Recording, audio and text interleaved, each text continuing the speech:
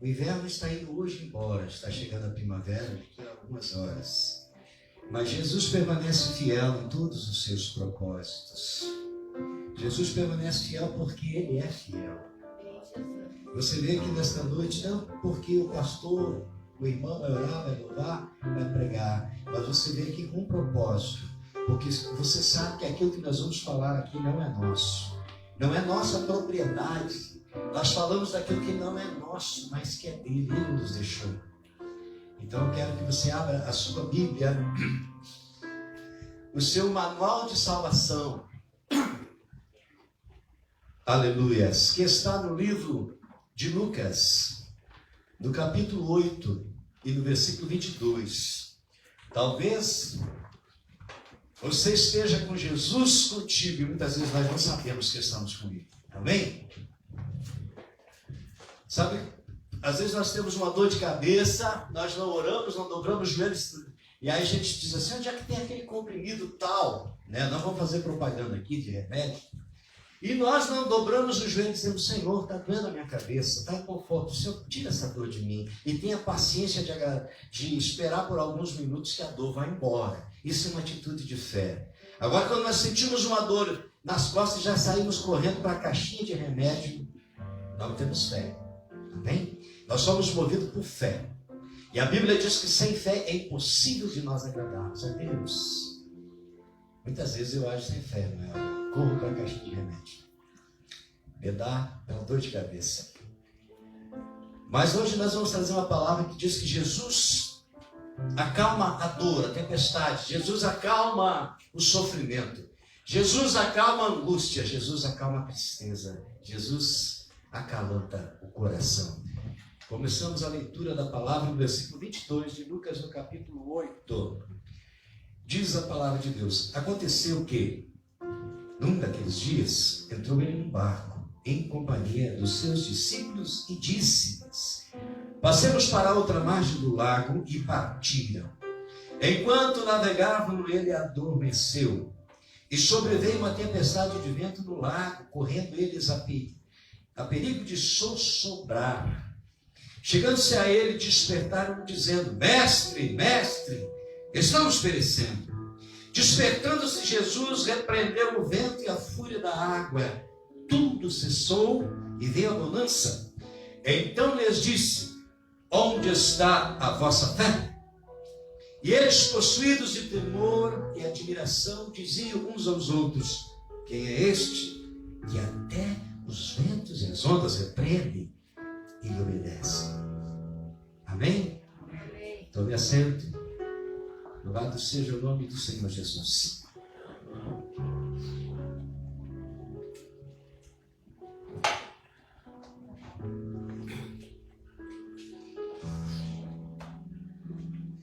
Aqui, irmãos, Jesus faz uma alusão à fé. Porque eles estavam com Jesus. E não tiveram a ideia de orar primeiro, de usar aquilo que Jesus já havia ensinado eles. Jesus já havia trabalhado com eles, viajado com eles, comido com eles, dormido com eles, ensinado eles. Mas, ainda assim, num primeiro momento, eles foram lá interromper o descanso do Senhor Jesus. Quantas vezes, vamos fazer uma analogia, nós interrompemos o descanso de Jesus? Quando nós mesmos teríamos os mecanismos para resolver determinado problema. Quantas vezes nós deveríamos de buscar Jesus e não buscamos quando Ele está pronto a nos ajudar? O barco tem um significado, irmãos. Significa que Jesus estava próximo deles. Era cômodo chamar aquele que resolvia as coisas. Acontece que a primeira atitude de Jesus foi levantar. Segundo, foi resolver o problema. Mas terceiro, Jesus repreendeu eles. E a Bíblia diz: homens de pequena fé, Sabe o que é pequena fé, irmãos? É homens que não têm fé, ou uma fé anulada. Eles poderiam ter resolvido o problema com fé. A Bíblia nos ensina que em nome do Mestre, nós vamos pedir ao Pai, tudo que nós pedimos ao Pai, Ele vai nos dar. Então eu creio que se você está no meio de uma tempestade, a resposta de Deus ela é mais objetiva. Diferente de você chegar e pedir algo para Jesus, e Jesus não te dá naquela hora, naquele momento. O barco estava virando. A situação ali era urgente. O problema era ao vivo ali. É diferente quando nós chegamos para Jesus, pedimos para Ele, para Jesus abrir uma porta de trabalho, pedimos para Jesus para nós comprarmos um carro, pedimos para arrumarmos um emprego, pedimos para comprar uma casa, por exemplo. E aí as pessoas oram uma semana e Jesus não vai atender na próxima, porque existe algo na palavra de Deus que nós precisamos entender, compreender e aprender a viver. É a questão do tempo. Jesus, através da vida de Salomão, a Bíblia diz que há tempo pré-determinado por Deus para todas as coisas debaixo dos céus. Os discípulos, talvez, eles sabiam que o tempo deles ali era curto. Só que ao mesmo tempo eles deveriam de ter entendido que o autor do tempo estava ali. O autor da chuva estava ali. O autor da tempestade estava ali. O Criador estava ali. Eles não pensaram, vamos orar. A primeira coisa que eles olharam, vamos chamar o mestre. Às vezes tem coisas, irmãos, dentro das nossas vidas, dentro do trabalho, dentro da família, que nós sempre corremos da igreja, pastor, aconteceu tal coisa, mas às vezes a coisa que aconteceu se resolveria por ele mesmo. Nós temos que aprender a resolver os problemas primeiramente por nós. Os discípulos, eles saíram correndo e chacoalharam Jesus. Vocês não acham que eles chegaram lá e passaram a mão? Jesus, acorda. Eles chegaram lá e chacoalharam Jesus. Acorda! E Jesus acordou. Primeiro, Jesus, estamos perecendo. Jesus olha a situação e resolve. Amém? Depois repreende. Chama a atenção. Jesus não havia ensinado eles a pisar em serpentes, se comer alguma coisa mortífera, nenhum dano lhes causaria. Jesus já havia ensinado que se eles impusessem as mãos sobre os enfermos seriam curados. Jesus já havia ensinado eles. E eles, irmãos, diferente de nós, eles tiveram o privilégio. Era olho no olho com Jesus. Amém? A nossa oração, as nossas buscas por Jesus, elas são de olhos fechados, não é verdade? Eu não consigo ficar orando de olho aberto. Em Mateus capítulo 7, que é para nós entrarmos no nosso quarto, fecharmos a porta, dobrarmos nosso joelho, deixarmos na cabeça, orar baixinho, e que Ele te ouve em secreto, e em secreto Ele te vê. Tem coisas, irmãos, que não é uma oração pentecostal para a vizinhança ouvir. É o silêncio da tua oração. Porque tem coisas que nós precisamos falar para Deus sem abrir a boca para que o diabo não ouça. Entendeu? Segredo entre você e Deus. Quando nós aprendemos a manter segredo entre Deus, nós criamos intimidade com Ele. Porque às vezes nós temos um problema, vamos lá na vizinha, conta todo o problema. No vizinho, conta todo o problema, não resolve. Talvez aumente o problema. Tem coisas que nós devemos levar diretamente a Ele secreto. A palavra secreto quer dizer sigiloso. E orarmos. Porque tem coisas que, se nós falar, contar, não vai resolver. É no silêncio das nossas orações que Deus vai nos ouvir. o privilégio que estes homens, vamos crer que estavam uns 12 mais Jesus, eles poderiam ter orado, repreendido, porque Jesus já tinha outrora dado autoridade para eles sobre todas as situações. Mas como eles estavam com o mestre, era mais fácil de resolver. Quantas vezes você orou e parece que Jesus não respondeu a sua oração? Às vezes nós dizemos, Senhor, mas por que está acontecendo isso comigo? Aí nós vamos fazer uma oração tão sincera diante de Jesus, dizer para ele, Jesus, por que isso está acontecendo comigo? Mas nós não olhamos para trás. Nós não lembramos, muitas vezes, que nós plantamos. E a plantação, ela acontece para trás, não para frente. A colheita. Jesus, Ele quer que você tenhamos fé, tenhamos alegria, tenhamos esperança. Mas em todas as coisas, nós devemos buscar Ele. Mas tem coisas que nós podemos resolver. Jesus não vai resolver nada que é possível. Não é verdade? Jesus não vai resolver. Oh, Jesus, eu quero trocar essa lâmpada. Não, você não precisa perguntar para Jesus para subir ali e trocar a lâmpada.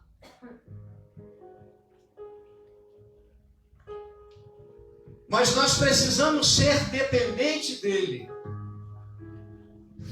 Sermos dependentes dele é confiando nele.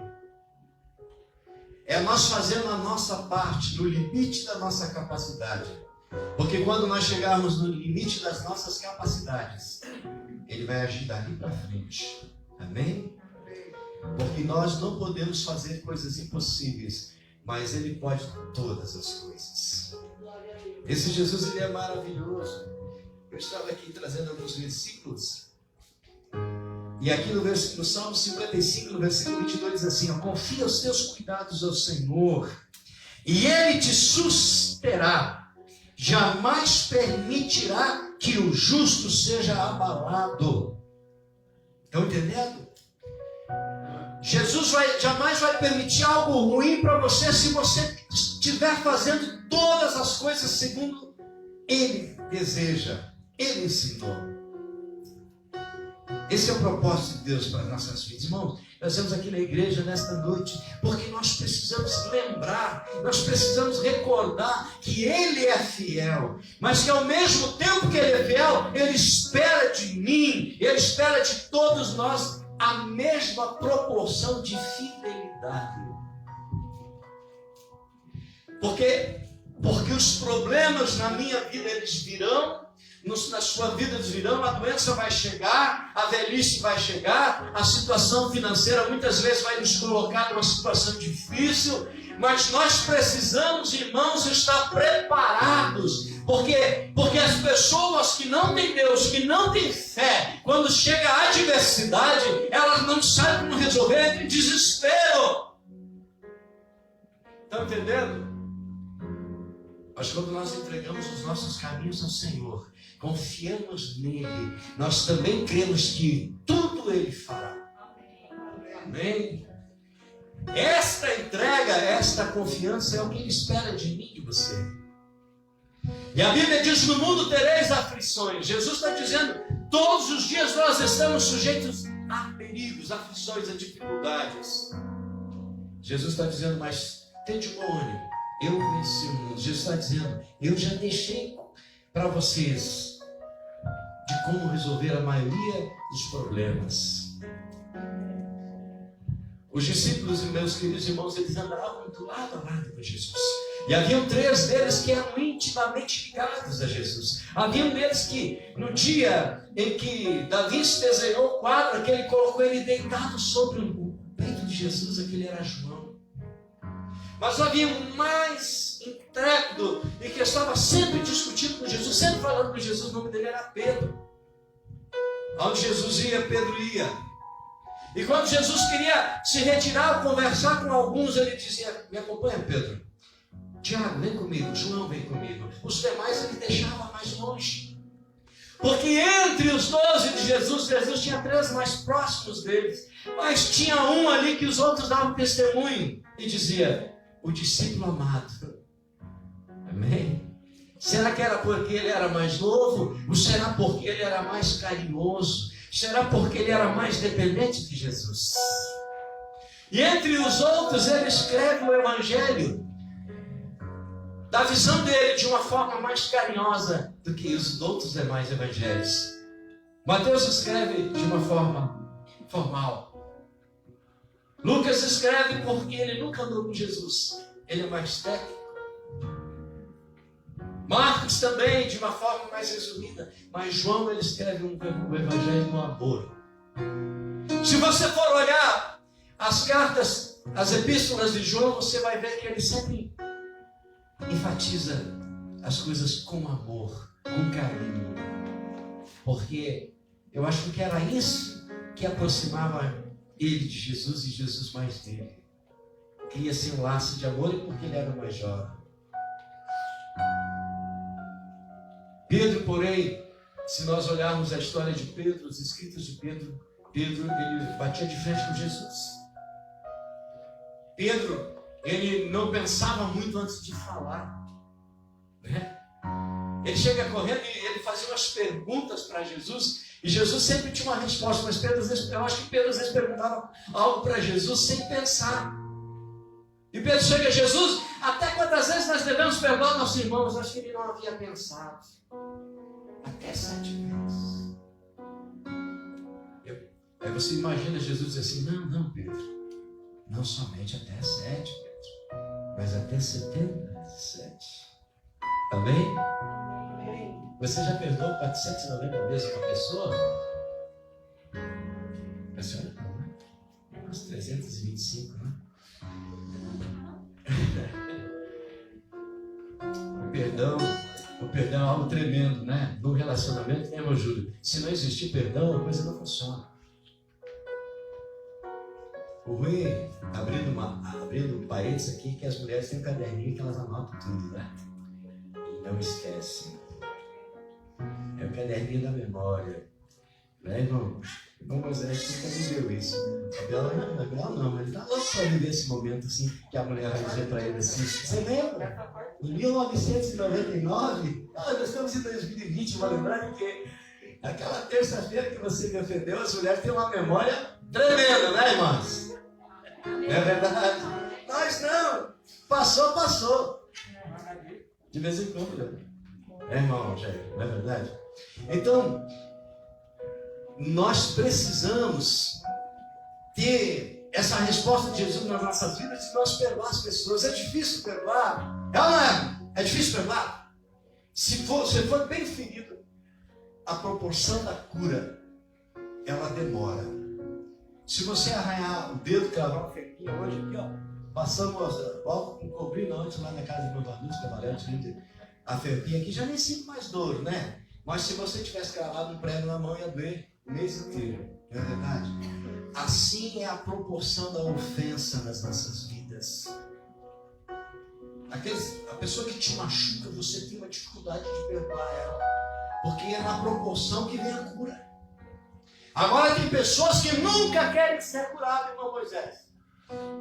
Tem gente que não quer ser curada, quer manter a ferida aberta. O cristão não. Nós precisamos buscar a melhor forma de curar o mais rápido possível. E a cura espiritual, irmã Márcia, é o perdão. Tem gente que diz assim: tu pode me pedir perdão, mas eu não vou te perdoar. Daí você diz assim: até agora, daqui para frente o problema é seu. A minha parte eu fiz. Não é verdade? E como é bom a gente ter a capacidade de perdoar, irmãos. Jesus, ele tem uma capacidade tão grande de perdoar tanta besteira que nós falamos, tanta coisa errada que nós pensamos, tanta prática que nós praticamos. E aí queremos que Jesus perdoe tudo de nós. Mas quando nós somos ofendidos, irmão Júlio, não tem perdão. E se esse perdão, irmão, depender da tua entrada lá em cima, Vamos fazer uma analogia aqui? Não é verdade que eu vou falar. Entra o porteiro do céu. Certo ou errado? Errado, né? Mas dizem lá, antigamente, quando eu ia na outra igreja lá, dizia que Pedro era o porteiro do céu. Aí imagina chegar lá e Pedro dizer assim, ó, só um pouquinho, deixa eu olhar aqui no livro da vida, meu irmão. Mais um livro de anotações. E você voltar na porta do céu e Pedro dizer assim, a outra porta é aquela lá. Já viu isso? Porque nós não perdoamos os nossos irmãos, não perdoamos os nossos maridos, não perdoamos os nossos filhos, não perdoamos os nossos pais, não perdoamos a sogra. Só aí tem que perdoar, né, mãe? Amém. Irmã Vanina, a gente perdoa. Porque a nossa entrada no céu depende disso, irmã Denise. Tem gente que diz assim, eu não vou perdoar o pastor. Não vai entrar no céu. Entenderam? Então comece a praticar essa arte do perdão, hein, irmãos? Bem? Porque muitos bateram na porta dos céus, vão bater na porta dos céus. E aí Jesus vai dizer aquela passagem que diz na Bíblia assim, não vos conheço. Mas Jesus, eu era pastor lá em Palmeiras, nas Missões da Madureira. Meu nome era João Hamilton, era bem conhecido. Ele vai dizer, não te conheço. Apartai-vos de mim. Já viu Jesus falar isso pra gente? E o diabo disse, é isso aí, ó, esse é meu. E o diabo vai dizer, bem-vindo, e você vai dizer, bem-vindo. Aí é tarde demais.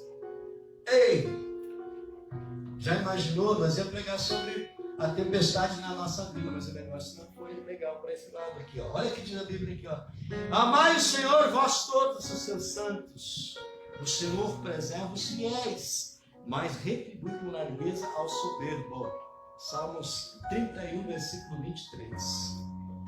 Então tudo que nós plantar, nós vamos colher. Não vamos? Mas se nós chegar todo dia e tratar o irmão Júlio com carinho, Jesus está vendo e vai retribuir na mesma proporção para nós. Mas se nós errarmos com o irmão Júlio, por exemplo, o irmão Júlio passa lá em casa, o pastor saiu. O irmão Júlio foi estar todos lá e o pastor não estava lá para ir fazer oração, né, irmão Júlio? Desculpa, irmão Júlio, por sexta-feira, mas sábado nós fomos lá. Entenderam? Nós precisamos ser fiéis aos princípios que Deus nos ensinou, né? Porque eu quero chegar lá no céu, irmãos. Eu quero ir para o céu, irmão. Vocês querem ou não? Vocês estão afim de ir para o céu, não? Sim ou não? Mais ou menos ou não? Eu quero ir para o céu. Porque temos que ter a capacidade de dizer, eu não quero ir para o céu, não é para o inferno. Aqui está bom demais. Mas o inferno é por aí. A Bíblia diz, o mundo inteiro jaz do maligno. E nós vivemos aonde? Fora desse mundo. O príncipe deste século, quem é? Satanás. E nós vivemos aonde? Nós vivemos num mundo de trevas. Que a única luz não é o sol, a lua ou a da RGE. A única luz é a palavra de Deus que vai nos tirar deste mundo de trevas. É por isso que Jesus disse que vai vir buscar um povo escolhido. Você sabe o que é escolher? É apontar o dedo, Pedro, é aqui, você... Não, você não, você fica aí. Jesus, você, João, vem cá, Jair, vem cá, você, meu filho, fica aqui, Moisés, vem comigo. Jesus vai... E é mais ou menos uma seleção. Ou vocês acham que todo o povo que mora em Palmeiras das Missões vai para o céu? Se tem uns que não querem saber disso. Tem uns que já decidiram que não querem servir a Deus. Tem uns que já decidiram servir o inimigo. Esses não irão.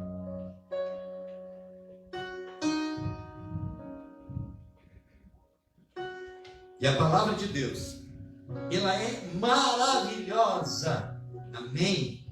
Salmo 94, 19 diz assim: nos muitos cuidados que dentro de mim se multiplicam, as tuas consolações me alegram a alma.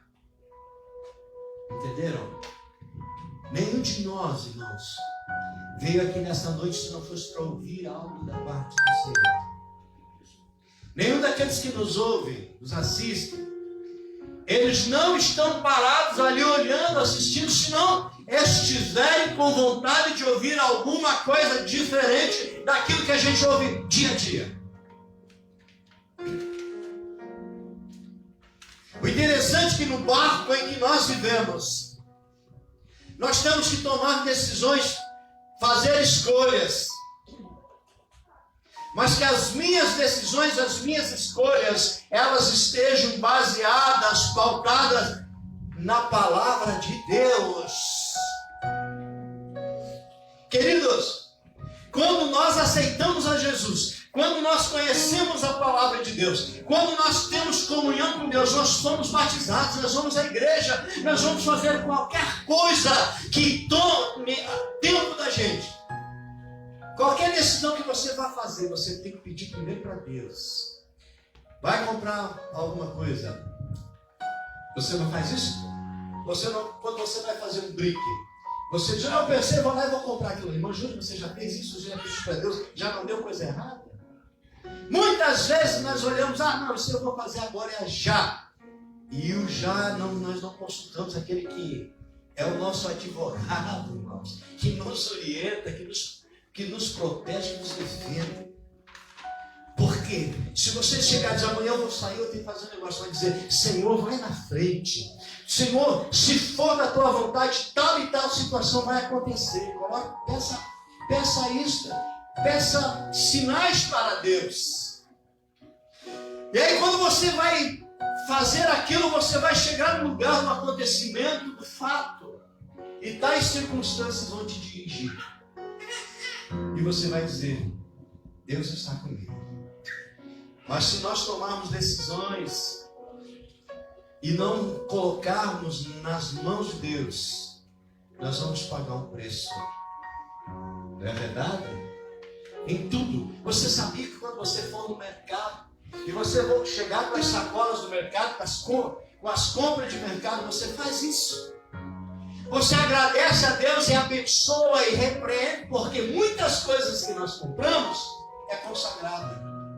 E elas não são consagradas a Deus, mas o inimigo. Roupa, marca de roupa, são marcas consagradas a Satanás. Por quê? Para vender, para enganar. E aí você compra uma roupa, uma camisa, uma calça, um terno, um sapato. E aí você vai ver que aquele sapato ali fabrica os milhares, mas os donos da empresa vivem sacrificando para Satanás, para comércio. Aí desde o carro que você compra, desde a comida, desde tudo que você compra, apresenta para Deus. Nunca sente à mesa e coma antes de agradecer e também de consagrar a Ele. Amém? A Bíblia diz, se comer alguma coisa mortífera, não lhes causará dano. Por quê? Porque eu apresentei para o Senhor. Amém? Na antiguidade, o rei nunca comia antes que passasse o provador e comesse um pouco da comida, e bebesse um pouco da água, e bebesse um pouco do vinho. Se o camarada ficava ali uns 5 minutos bem, o rei ia lá e comia a comida, bebia o vinho e bebia a água. Então nós precisamos consagrar tudo isso para Deus, para que Ele venha nos abençoar. Amém? Tudo. A nossa boca, ela pode proferir bênçãos, mas também pode proferir maldição, né? Mas a Bíblia diz que da mesma fonte não pode sair coisas boas e coisas ruins. Então seja você um abençoador, seja você um pacificador, seja você um instrumento nas mãos de Deus. Deus espera de mim, de você isso.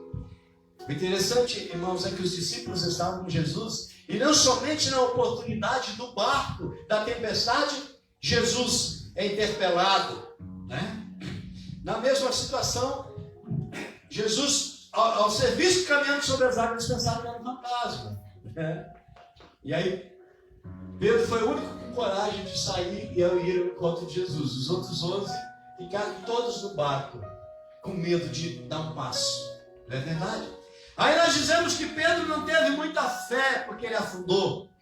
E os outros, que nem deram um passo fora do barco, quem teve mais fé?